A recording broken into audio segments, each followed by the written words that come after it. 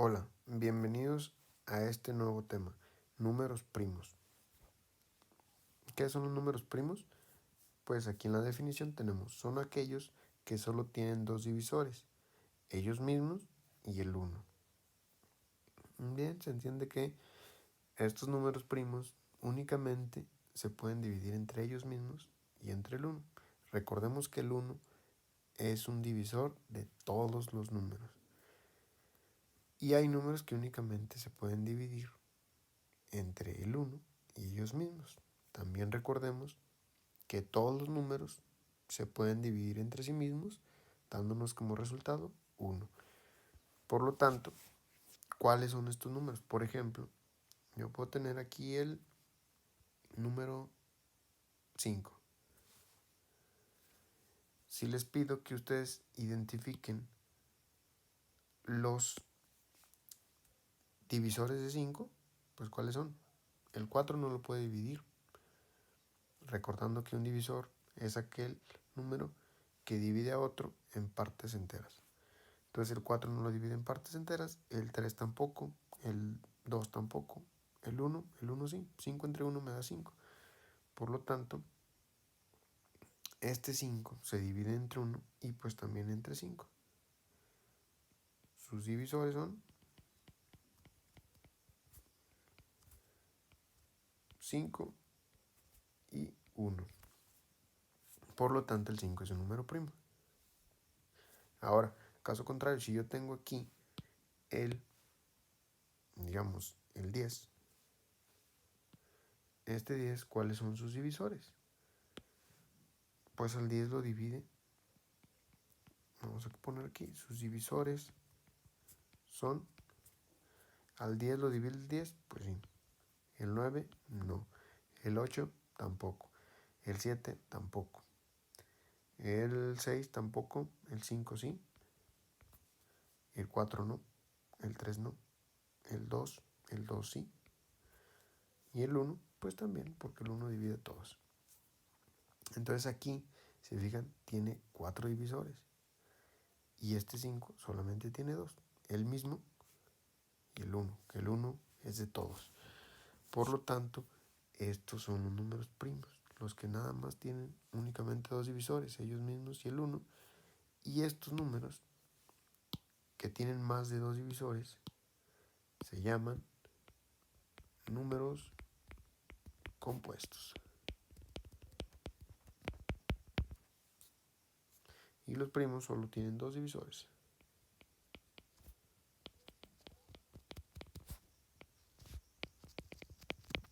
Que ya especificamos aquí cuáles son esos dos divisores. Ellos mismos y el 1. Bien. Ya en clase abordaremos una tablita de números hasta el 100 que se llama la criba de Eratóstenes, y ahí podemos descubrir todos los números que hay. Si yo les pido ahorita a ustedes cuáles son los números primos del 1 al 10, pues lo pudiéramos hacer así.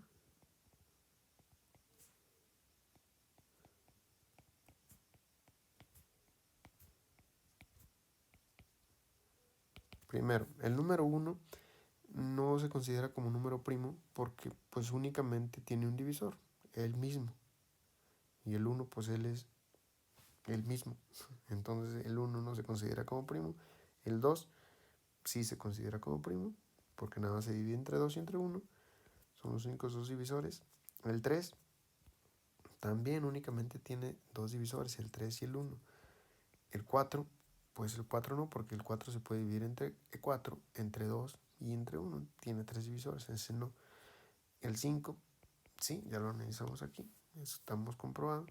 El 6, pues no, porque tiene más divisores, el 3 y el 2.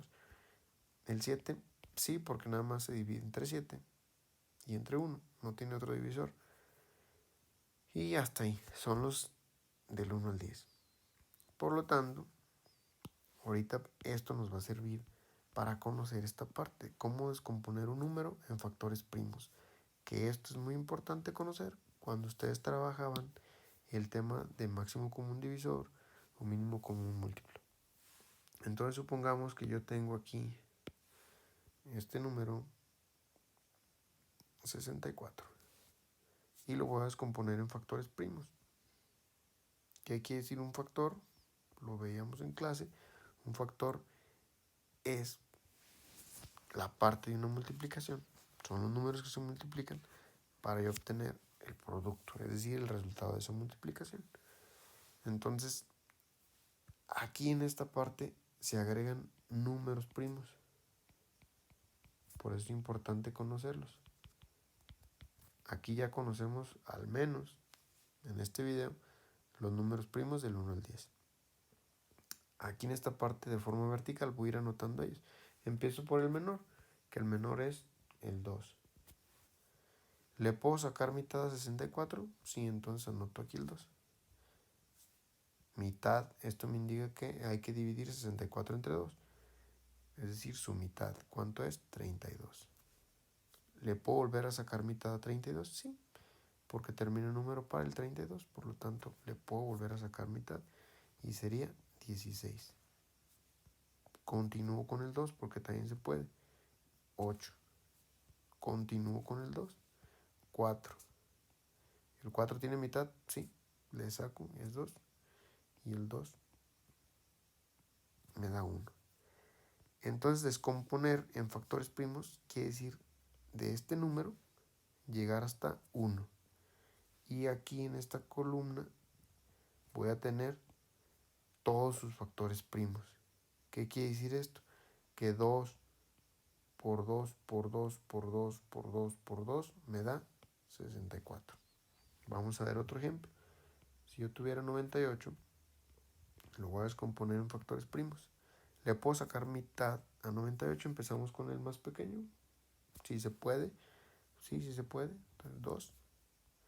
98 entre 2 me da 49.